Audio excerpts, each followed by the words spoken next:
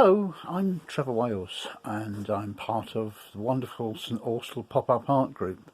We're getting together to make a little tribute to mark the 75th anniversary of VE Day and pay our own way of saying thank you forwards.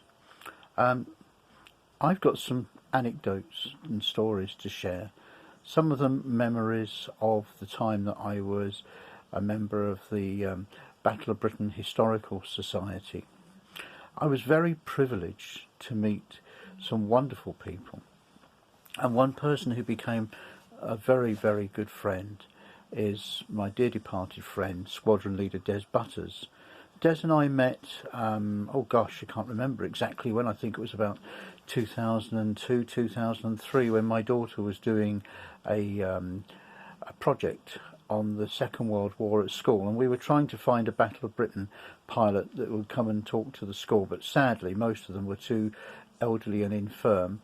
But I phoned up Lewis Deal, who is the guiding light behind Medway Aircraft Preservation Society, and they've done some pretty famous things actually.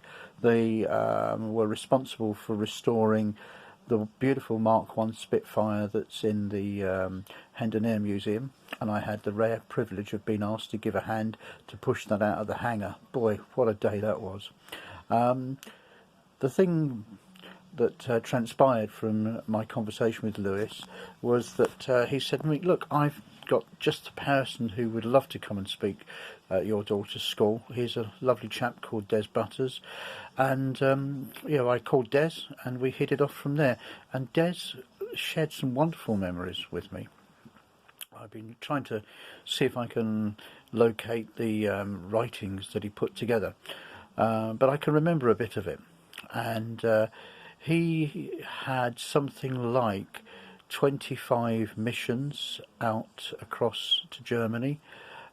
He was involved in the dreadful bombing campaigns of Hamburg and Dresden, and we had some long conversations about that. And one of the things he told me is that after the war he formed some very dear, long-lasting, lifelong friendships with German people. And during conversation, they told him quite frankly that they wished that the bombing campaigns had been kept going, because they believed that it would have shortened the war and saved millions of lives. And that's quite an amazing thing to hear. So, we know there were a lot of good German people who really were in a very difficult situation that couldn't do anything about it. Now, one of the things that Des shared with me, which is a story that's always stayed in my mind, was that he was involved in a bombing campaign over Dresden, and they were coming back after a raid, and they had a dreadful thing. They had a live bomb that had frozen, or some live bombs that had frozen to the bomb racks.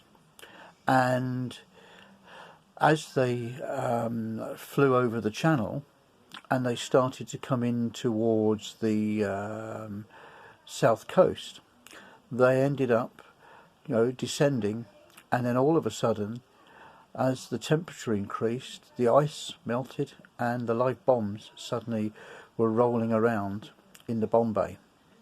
Very, very brave people. Can't remember how many crew there is in a Lancaster. I think it's either 11 or 12. Anyway, they were coming in somewhere near Tangmere. Now, Tangmere, to anybody who knows a little bit about the war ops, was a night fighter station. And Des radioed into Tangmere and he asked, could he please make an emergency landing? And they simply said, not likely, mate, bugger off. We're on night ops, there's no way you're coming in here with live bombs particularly. So Des related to me how he had to turn the bomb around and fly back over the English Channel, out over friendly waters and back into enemy territory, where they jettisoned the bombs and then turned round. The crazy thing is, as he said, they were flying on vapours. They had hardly any fuel left, and it really was touch and go whether they were going to ditch in the channel and the possibility of everyone drowning. But he managed to somehow nurse the bomber back, and I think they changed course and they came in somewhere over Sussex. and that was an amazing story. There was another story where they were loading bombs up in the airfield into the Lancaster in Cambridge. Des was a pathfinder. I should have said that. He was, I think, 007 Squadron or something like that, based at Oakington. And anyone who cares to go and look will probably be able to track that down with more accuracy than I've remembered. But the thing that happened that fateful evening is that they were loading a 3,000-pound bomb onto the bomber, and it simply fell out the bomber, and luckily enough it didn't explode. Unfortunately, some poor chap was crushed to death, but I think Des thought that he was a goner. He could see what was happening.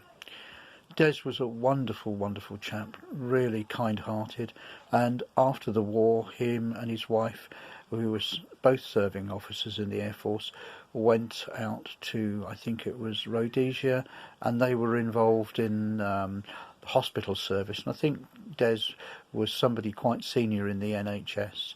I always remember a time that I took Des up to the Biggin Hill Air Show, and he stole the limelight. We were given VIP passes to go and sit in one of the airfield side tents, and it was such a lovely sunny day. We were sat outside drinking. The Bromley News shopper who provided us the free passes, they provided us with very pleasantly some bottles of champagne. They knew he was going to be there. He was an honoured guest, and blimey, I'm fairly shy when it comes to the fairer sex, and this bloke's in his 80s. I told his wife that I'd make sure he was on his best behaviour, and he spent most of the afternoon chatting him up. But he was a wonderful, wonderful friend, and I miss him dearly. And when he passed away in 2012, although I'd moved down here and we used to keep in touch occasionally, when I found out that he passed, I think it was his son who put a video up on YouTube. The Royal Air Force actually arranged a Spitfire flypast over the back of his house at their local park, and it's still there on YouTube. So that's one of my memories I've been glad to share with you, because Des Butters was a wonderful man. And another little story. My mum, when she was, I think, about 8 or 9, she was coming home from school one day. My mum and my uncle lived with my nan and granddad in Axminster Crescent in Welling.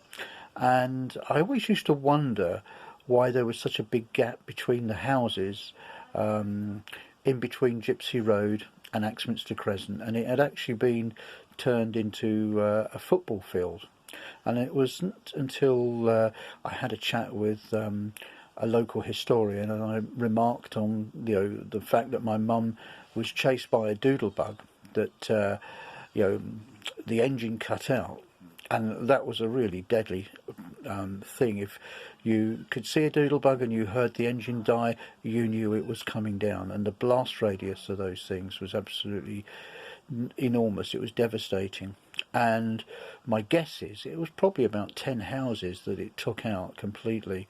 And my mum had a bicycle, so she was lucky enough that she managed to cycle home from school. She raised the alarm, and the whole family dashed out into the garden, down into the air raid shelter. Those people, really wonderful people, the service people, the people who endured all the hardships and the shortages of food in the war, we really owe them such a huge amount. So I'd just like to say thank you to anybody who listens to this. If you're of that age where you went through all that terrible time, I think we are always going to be forever in your debt. So I just wanted to let you know that your sacrifices and what you endured mean an awful lot to me. Thank you. Thank you for listening. Bye-bye.